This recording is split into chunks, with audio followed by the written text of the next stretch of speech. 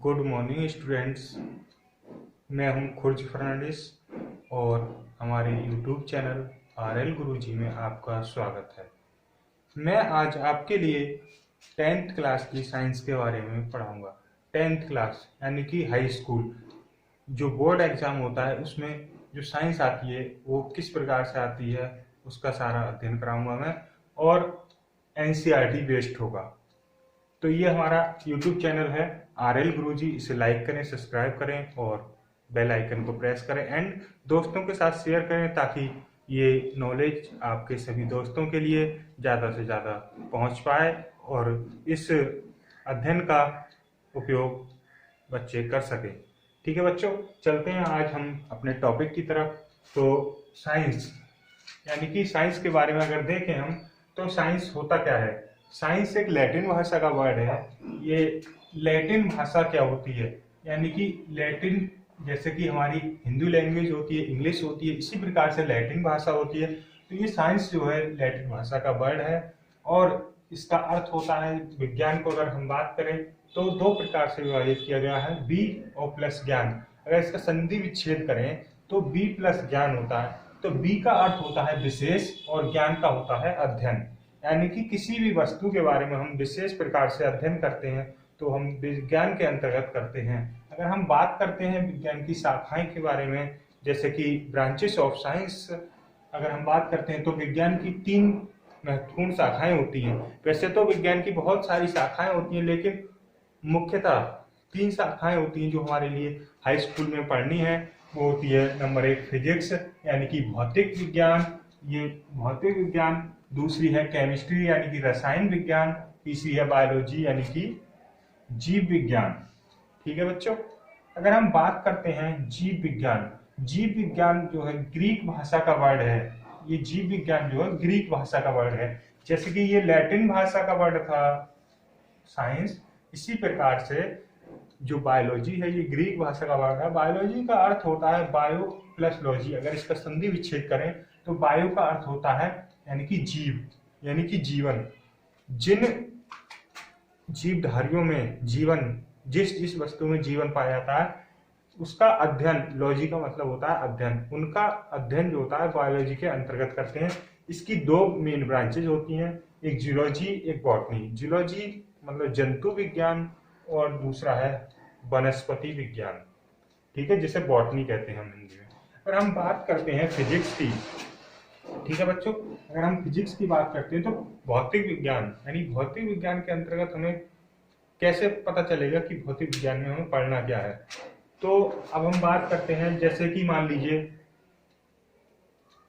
आपके घर में लाइट आ रही है तो लाइट कितने वोल्ट करंट है, कितने वाट की, आपका जैसे मान लीजिए फ्रिज है कितने वाट का है, ठीक है, कितना करंट लेता है, यानी कि कितने वोल्ट ऊर्जा जो है इलेक्ट्रिसिटी विद्युत ग्रहण करता है, या उसमें आवेश यानी कि इलेक्ट्रॉन प्रोटॉन से मिलकर जो आवेश बनता है यानी कि चार्ज जो होता है वो कितना होता है।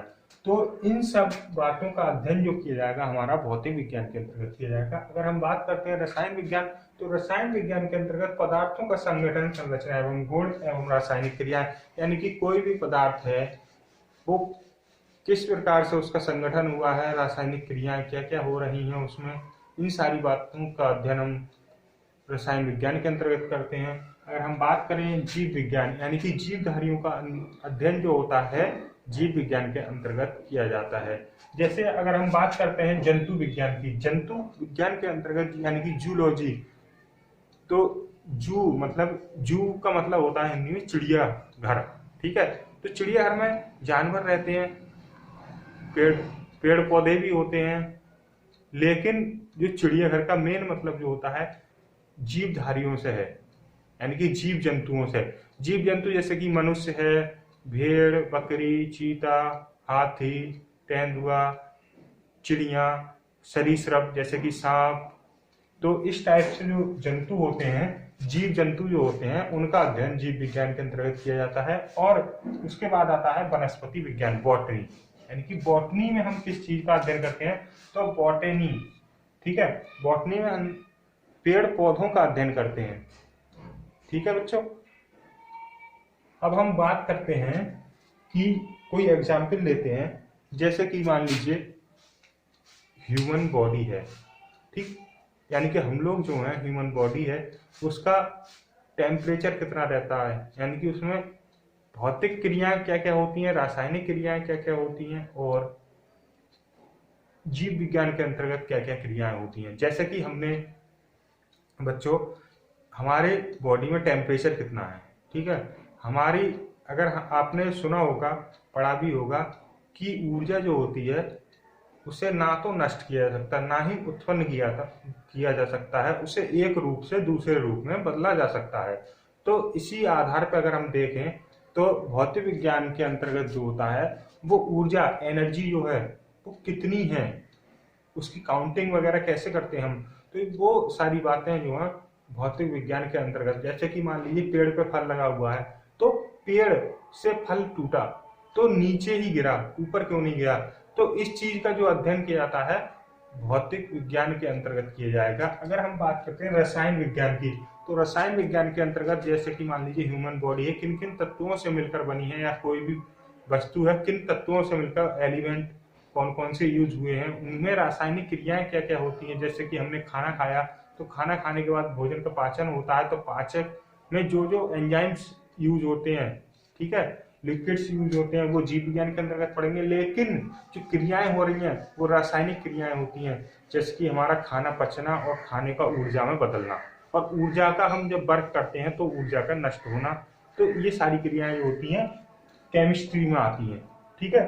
अगर हम जीव विज्ञान की बात करते हैं बच्चों, तो जीव विज्ञान के अंतर्गत हम जीवधारियों के जीवन के बारे में, जैसे कि मान लीजिए मनुष्य है, मनुष्य के बारे में अगर नॉर्मल जानकारी तो हर कोई बता देगा कि इस टाइप से होता है, हाथ होते हैं, पैर होते हैं, लेकिन उसकी विशेष यानी कि उसके बॉडी के अंदर क्या क्या होता है उसके बारे में अध्ययन करना, उसके बॉडी का अंग, किस अंग का क्या काम है और किस तरह से कितनी मात्रा में क्या चीज चाहिए उस बॉडी के लिए, तो ये सारा अध्ययन जो होता है जीव विज्ञान के अंतर्गत किया जाता है। अगर हम बात करते हैं आज फादर ऑफ साइंस, यानी कि साइंस के, विज्ञान के पिता कौन कहलाते हैं, तो विज्ञान के पिता जो होते हैं गैलीलियो गैलीली कहलाते हैं, ठीक है बच्चों।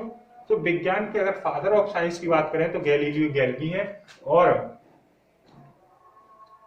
फादर ऑफ फिजिक्स की बात करें तो फादर ऑफ फिजिक्स में 3 पिता माने जाते हैं फिजिक्स के मुख्यतः, गैलीलियो गैलीली और न्यूटन और आइंस्टीन, ठीक है। तीनों ने भौतिक विज्ञान का जो आविष्कार किया था, यानी कि फादर ऑफ फिजिक्स जो कहलाते हैं, तीनों कहलाते हैं। अगर हम बात करें फादर ऑफ केमिस्ट्री की, अगर केमिस्ट्री की बात करें तो एंटोनी लॉरेंट लेवोसियर, ठीक है, एंटोनी लॉरेंट लेवोसियर जो होते हैं ये केमिस्ट्री के फादर कहलाते हैं, ठीक है। अगर इसी तरह से हम बात करते हैं फादर ऑफ बायोलॉजी की, तो फादर ऑफ बायोलॉजी यानी कि जीव विज्ञान के पिता कहलाते हैं अरस्तु, यानी कि अरिस्टोटल, ठीक है। अगर बात करते हैं फादर ऑफ जियोलॉजी की, तो फादर ऑफ जियोलॉजी यानी कि जंतु विज्ञान के पिता कौन कहलाते हैं, तो जंतु विज्ञान के पिता भी अरस्तु कहलाते हैं। अगर इसी प्रकार से हम बच्चों बात करते हैं बॉटनी, यानी कि बॉटनी वनस्पति विज्ञान, अगर वनस्पति विज्ञान के पिता की अगर बात देखें हम, तो वनस्पति विज्ञान के पिता कहलाते हैं थियोफ्रेस्टस, ठीक है बच्चों। ये सारा हमने आज बताया विज्ञान के बारे में बेसिक नॉलेज, जो कि हर बच्चे को पता होना चाहिए, जो कि अगर 9th हाई स्कूल में आ गया है तो उसके लिए इतनी नॉलेज होनी चाहिए कि विज्ञान होती क्या है, ठीक है। इसी के साथ हम आगे बढ़ते हैं। अब हम डिस्कस करेंगे सिलेबस के बारे में, हाई स्कूल के सिलेबस के बारे में, यानी कि 10th क्लास में हमें पढ़ना क्या क्या है, कौन कौन से चैप्टर पढ़ने हैं, यानी कि भौतिक विज्ञान के अंतर्गत कौन से चैप्टर पढ़ने हैं, और रसायन विज्ञान के अंतर्गत कौन से चैप्टर पढ़ने हैं, और जीव विज्ञान के अंतर्गत कौन से चैप्टर पढ़ने हैं, इसके बारे में हम डिस्कस करेंगे, ठीक है। चलिए बच्चों, अब हम हाई स्कूल के 10th क्लास के सिलेबस के बारे में डिस्कस करते हैं, ठीक है बच्चों। तो हमारे लिए पढ़ना क्या क्या है हाई स्कूल में विज्ञान के अंतर्गत, ठीक है। तो हमारे लिए रसायन विज्ञान पढ़नी है, जीव विज्ञान पढ़नी है और भौतिक विज्ञान पढ़नी है, तीनों के बारे में इसके अंतर्गत अध्ययन करेंगे हम। अगर हम बात करते हैं रसायन विज्ञान के टॉपिक के बारे में, तो रसायन विज्ञान में हमारे लिए सबसे पहले पढ़ना है रासायनिक अभिक्रियाएं एवं समीकरण। ठीक है बच्चों, रासायनिक अभिक्रियाएं एवं समीकरण, केमिकल रिएक्शन एंड इक्वेशंस, यानी कि रासायनिक जो अभिक्रियाएं होती हैं किस प्रकार से होती हैं और उनकी इक्वेशन समीकरण किस प्रकार से लिखी जाती है, इसके बारे में अध्ययन करेंगे।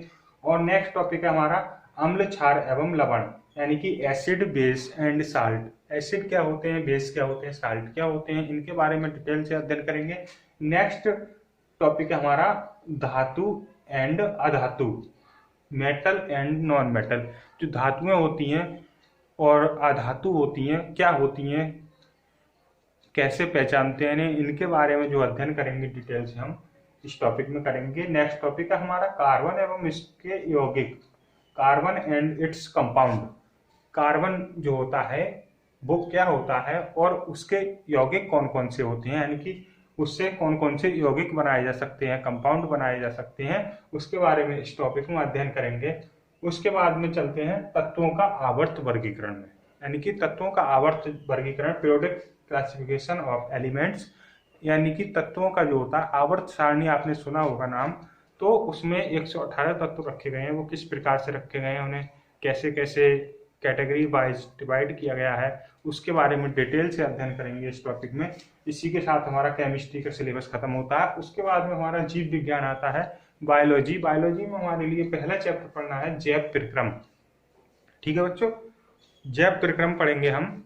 तो जैव प्रक्रम में लाइफ प्रोसेस, यानी कि लाइफ में होने वाली जो प्रोसेस होती है, क्रियाएं होती हैं, उनके बारे में अध्ययन करेंगे जैव प्रक्रम में। और नेक्स्ट टॉपिक है हमारा नियंत्रण एवं समन्वय, कंट्रोल एंड कोऑर्डिनेशन, यानी कि हम जीवन में कंट्रोल किस प्रकार से करते हैं और कोऑर्डिनेट यानी कि दूसरे के साथ समन्वय किस प्रकार से करते हैं, संबंध किस प्रकार से स्थापित करते हैं, कि प्रेम, जैसे कि मेल प्रेम होता है एक दूसरे से कोऑर्डिनेट होता है, हमारा पति पत्नी एक आपस में एक दूसरे से कोऑर्डिनेट होकर रहते हैं, इसी प्रकार से बॉन्ड होते हैं वो कोऑर्डिनेट, कोवैलेंट बॉन्ड आपने नाम सुना होगा। इसी प्रकार से नियंत्रण एवं समन्वय किस प्रकार से होता है हमारे जीवन शैली में, उसके बारे में अध्ययन करेंगे। जीव जनन कैसे करते हैं, नेक्स्ट टॉपिक है हाउ डू ऑर्गेनिज्म रिप्रोड्यूस, यानी कि जीव जनन किस प्रकार से करते हैं, ठीक है, अपनी पीढ़ी को किस प्रकार से बढ़ाते हैं, अपनी जनरेशन को किस प्रकार से डेवलप करते हैं, उसके बारे में अध्ययन करेंगे हम इस टॉपिक में। नेक्स्ट टॉपिक हमारा आनुवांशिकता एवं जैव विकास। इसका मतलब है आनुवांशिकता एवं जैव विकास में हम पढ़ेंगे हेरिडिटी एंड इवोल्यूशन। आनुवांशिकता का अर्थ होता है कि हमारे पिता से हमारे अंदर कौन से लक्षण आए और हमारे से हमारे बच्चों में क्या क्या लक्षण गए हैं, ये आनुवांशिकता के नियम के अंतर्गत आता है, यानी कि पीढ़ी दर पीढ़ी चलने वाली प्रक्रियाएं या लक्षण जो होते हैं ये आनुवंशिकता के अंतर्गत आते हैं। और जैव विकास हमारा किस प्रकार से होता है उसके बारे में अध्ययन करेंगे।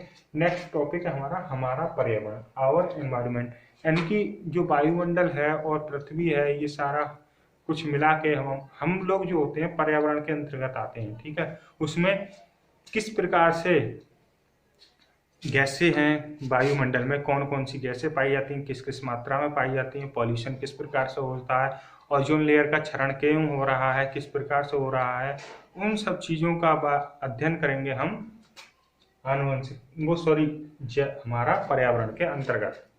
नेक्स्ट हमारा टॉपिक आता है प्राकृतिक संसाधनों का संपोषित प्रबंध, sustainable management of natural resources, यानी कि इसके अंतर्गत जो हम पढ़ते हैं प्राकृतिक संसाधन जो हैं, ठीक है, वायु है, लाइट है, ठीक, तो इस प्रकार से जो प्राकृतिक हमारे संसाधन हैं उनका हम किस प्रकार से संपोषित करते हैं, यानी कि उनका प्रबंध हम अपनी लाइफ में किस प्रकार से करते हैं, इसके बारे में डिटेल से पढ़ेंगे।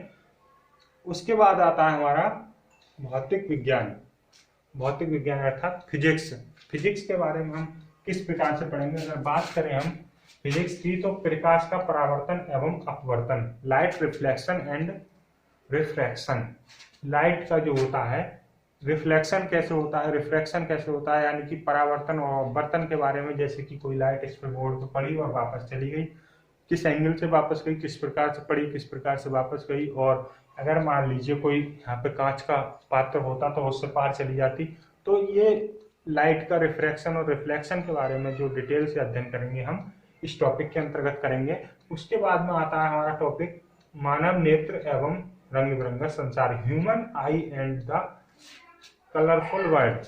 जो हमारा मानव के नेत्र होते हैं वो किस प्रकार बने हुए होते हैं, क्या क्या, कितनी दूरी से अच्छा देख सकते हैं, कितनी दूरी से निकट दृष्टि दोष, दूर दृष्टि दोष, और आपने सुना होगा कि 25 सेंटीमीटर दूरी से हमें पढ़ना चाहिए। इस प्रकार की जो अध्ययन किया जाएगा, ठीक है, कलर किस प्रकार से दिखता है हमारी आंखों में, इन सारी बातों का अध्ययन इस टॉपिक में किया जाएगा। नेक्स्ट टॉपिक हमारा विद्युत, इलेक्ट्रिसिटी, यानी कि विद्युत किस प्रकार से होती है, किस प्रकार से हमारी प्रवाहित होती है, बनती किस प्रकार से है। आपने सुना होगा ऊर्जा ना तो नष्ट होती है ना ही उत्पन्न होती है, इसे केवल एक रूप से दूसरे रूप में बदला जा सकता है। तो उसी के आधार पर इसका अध्ययन करेंगे, ठीक है, करंट का, सॉरी इलेक्ट्रिसिटी का, विद्युत का। नेक्स्ट टॉपिक हमारा विद्युत धारा के चुंबकीय प्रभाव, magnetic effect of electric current, यानी कि विद्युत धारा के चुंबकीय प्रभाव क्या होते हैं, मैग्नेटिक इफेक्ट क्या होते हैं इलेक्ट्रिक करंट के, ठीक है। तो इसके बारे में अध्ययन पढ़ेंगे, चुंबक पर क्या क्या प्रभाव पड़ते हैं विद्युत धारा के, वो किस प्रकार से प्रभावित होती है।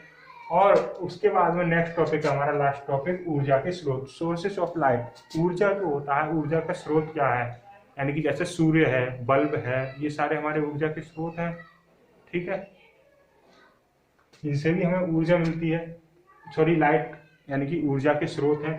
तो इन सारी बातों के अध्ययन करेंगे, इस प्रकार से 1 to 1 इन टॉपिकों को हम कवर करेंगे नेक्स्ट वीडियो में।